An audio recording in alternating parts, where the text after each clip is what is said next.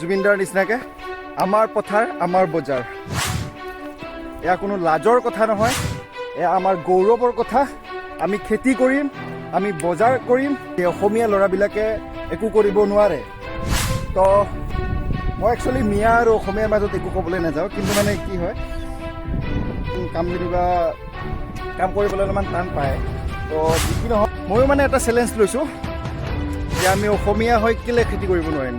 তো নমস্কাৰ, আপোনালোকে চাবলৈ আৰম্ভ কৰিছে আপোনালোকৰ আপোন চেনেল ৰূপকৰ ব্লগছ। তো আৰু এতিয়া মই গৈ আছোঁ পথাৰলৈ, আৰু আমাৰ সেউজীয়া পথাৰখন মই আপোনালোকক দেখুৱাবলৈ চেষ্টা কৰিম। আৰু পথাৰত আজি আমাৰ হ'ল কি বোলে ঔষধ ছটিওৱা হ'ব। ঔষধটোৰ নাম হ'ব ইউৰিয়া আৰু কিবা DOP নেকি এনেকুৱা কয়, মই নামটো ঠিক নাজানো। তো মোৰ ভাইটি এজন আছে, তো ভাইটিয়ে লৈ আহিছে ঔষধটো, আৰু এতিয়া ভাইটি আৰু মই ছটিয়াম আমাৰ পথাৰত। তো কেনেকৈ ছটিয়াই কি হয় আৰু মই আপোনালোকক সকলোখিনি ঔষধ কি বুলি কয় ঔষধটো দেখাই আছোঁ। এয়া হৈছে মিক্স আছে নেকি এইটো? এয়া আপোনালোকে দেখিবলৈ পাইছে ইউৰিয়া আৰু DOP আছে। আৰু এয়া হৈছে আমাৰ সেউজীয়া পথাৰ, ভাইটিয়ে ছটিয়াই আছে। অকণমান পিছত ময়ো ছটিয়াম। তো এনেই অকণমান ভাবিলোঁ আমাৰ সেউজীয়া পথাৰখন আপোনালোকক দেখুৱাই দিওঁ, কাৰণ বহুদিন হ'ল যেতিয়া কঠীয়া ৰুৱে তেতিয়া মানে মই ঘৰত নাছিলোঁ, আৰু বহুদিন মিছ কৰি আছিলোঁ আমাৰ এই খেতি পথাৰখন। তো আপোনালোকে জানেই কিমান ধুনীয়া লাগে আমাৰ সেউজীয়া পথাৰবিলাক। ধানবিলাক আকৌ যেতিয়া এইবিলাক ধানবিলাক পকিব তেতিয়া হৈ পৰিব সোণালী ধাননি। তো এয়ে আৰু ভাল লাগে। তো এয়া দেখিবলৈ পাইছে আপোনালোকে সেউজীয়া ধাননি পথাৰ। ইউৰিয়া আৰু DOP না হয়। তো এতিয়া এইটো এনেকৈ ঢালি লৈ লওঁ। ঐ চাগে বে পৰি গ'ল। আজিকালি পলিথিন কম ধৰি না, তো এনেকৈ লৈ ল'লোঁ। সেইটো মনাৰ ওপৰত হ'ব না নাই? হ'ব, মনাৰ ওপৰত ৰাখি দিয়া। তো এয়া হৈ গ'ল। কোনটো এইটো হৈ গ'ল নেকি? আগতো ছটিয়াব লাগিব। কাটাখান তুলাব লাগিব না। এয়া মই লৈ ল'লোঁ। ইফালৰ পৰা দিব লাগিব নেকি? মাজেদি নাম্ব লাগিব নেকি? এয়া দেখিবলৈ পাইছে আপোনালোকে মই ঔষধ ছটিয়াই আছোঁ। কি কৰিম আৰু, পঢ়া শুনা নাই, চাকৰি বাকৰি নাই, খেতিতে নামি গ'লোঁ আৰু নে কি কয়? হয় হয় মোৰ ভাইটিয়ে কিন্তু এইবিলাকত এক্সপাৰ্ট হয়, হয়। খেতিৰ কামত।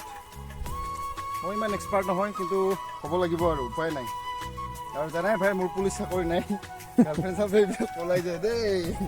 তো আপোনালোকক মই অনুৰোধ জনাইছোঁ, পুলিচ চাকৰি নাপালে খেতি কৰিব লাগিব আৰু ধুনীয়া ছোৱালী আশা নকৰিব।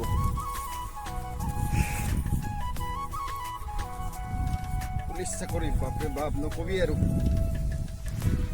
পুলিচ চাকৰি হ'লে ইমান ধনী মানুহ বিল্ডিং বনাব পাৰে, দামী দামী গাড়ী, মাইহাঙত চাওমিন বিৰিয়ানী খাব পাৰিব পুলিচ চাকৰি থাকিলে। ছোৱালীৰ লগত থাকিব এজন গৈ। চাকৰি চৰকাৰী চাকৰি পালে ধুনীয়া ছোৱালীৰ অভাৱ নাই। এনেই আহি যাওঁ যাব নেকি মাজেদি? এনেই আহি যাব। মাজেদি যাম নেকি? যাওঁ। মোৰ দিয়া ষ্টাইলটো হৈছে না নাই? নাই নাই নাই হোৱা। অঁ হোৱা নাই নেকি? কেনেকৈ দিম এনেকৈ? তো যিয়ে নহওক বেছি নিদিওঁ, আজি এনেই অলপমান ট্ৰাই কৰি চালোঁ।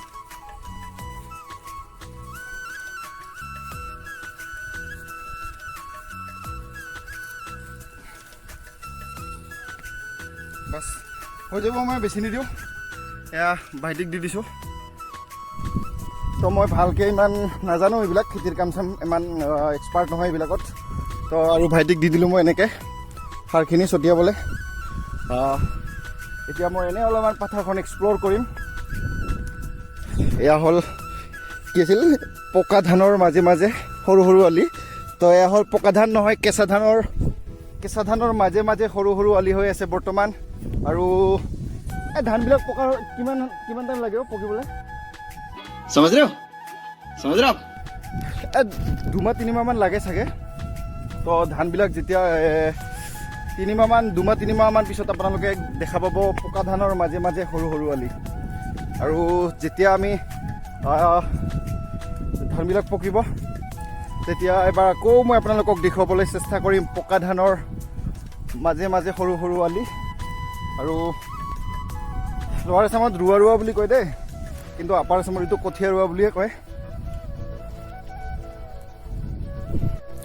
আৰু গাইছ পথাৰত অহাৰ পিছত এটা কথা মনত পৰিছে মই যদি সঁচাকৈ খেতিয়ক এজন হওঁ মানে ভৱিষ্যতে আৰু তো মই ইয়াতে ধৰি লওঁ আলিটোত মই বহি থাকিলোঁ এইখিনি ধৰি লওঁ মই বহিলোঁ তো ধৰি ল'লোঁ মই ইয়াত বহিলোঁ মানে ধৰি লওঁ মই খেতি কৰি আছিলোঁ হাল বাই আছিলোঁ ইয়াত ধৰি লওঁ মই হাল বাই থকাৰ পিছত মই ইয়াত আহি বহিলোঁ তাৰপিছত মোৰ ধৰি লওঁ মাইকী মানে এইটো মোৰ ঘৈণীয়েকে এইটো কি বুলি কয় হাতত ভাত এই জলপান লৈ আহিব মানে তো জলপান লৈ অহাৰ পিছত তাই মানে ইয়াতে বহিব মই ইয়াতে বহিম তো এনেকৈ বহিম তাৰপিছত সি ধৰি লওঁ মোক খুৱাই দিব ময়ো তাক অলপমান খুৱাই দিম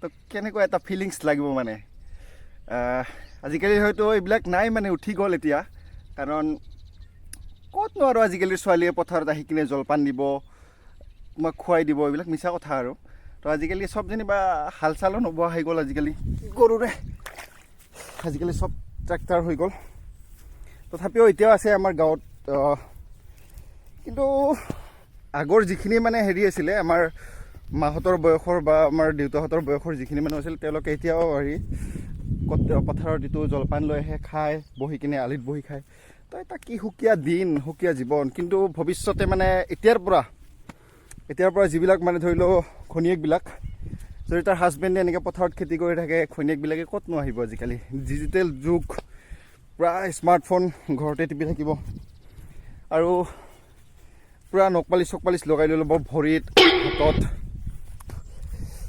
আজিকালি এই পথাৰত আৰু এই দিন নাপায় আৰু তো আমাৰ যিটো এইটো হেৰি ভৱিষ্যতৰ খেতিয়কবিলাক আমাৰ একো ফাইদা নাই মানে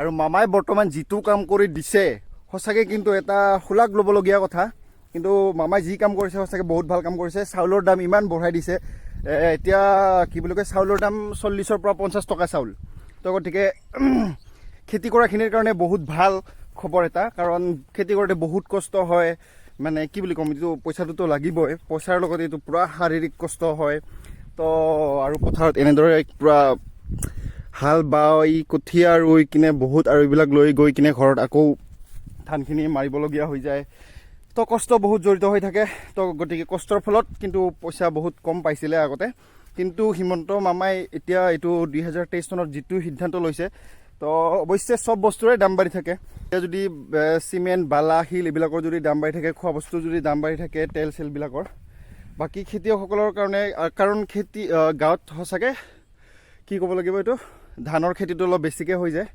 বাকী সৰিয়হতকৈ বেলেগ জেগাত হয় সৰিয়হ কিন্তু আমাৰ এইখিনিত মানে বিশেষকৈ নামনি অসমত আমাৰ ধান খেতিয়ে বেছিকৈ কৰে কিন্তু ধান খেতি কৰাসকলে বেছি পইচা আগতে পোৱা নাছিলে কিন্তু এইবাৰ কিবা 1 মন বুলি কয় 1 মনত 500-600 টকাই আছিলে আগত কিন্তু এইবাৰ 900ৰ পৰা 800ৰ পৰা 900 টকা হৈ গৈছে তো ভাবোঁ যেতিয়া ধানবিলাক কাটিব তো তেতিয়ালৈকেও হয়তো এনেকুৱাই দাম থাকিব আৰু অকণমান আমাৰ খেতিয়কখিনিও পইচা পাব লাগে কাৰণ সঁচাকৈ খেতিয়কসকলে বহুত কম পইচা পায় তেওঁলোকে যিখিনি খেতি কি বুলি কয় ঔষধ দিব লাগে কিবা সাৰ পানী দিব লাগে তো এইখিনি দিওঁতে মানে কি হয় তেওঁলোকৰ যিখিনি খৰচা হৈ যায় তো এইখিনি পইচা মানে উঠিবলৈও অলপ টান হয় আৰু বিশেষকৈ যদি এটা খেতি কৰি এবছৰৰ মূৰত যদি সেই পইচাখিনিও যদি নুঠে তো তেতিয়াহ'লে খেতি কৰি সঁচাকৈ বহুত মানে মানুহজনে এনেকৈ ভাবে যে খেতি কৰি কি লাভ হ'বনো কাৰণ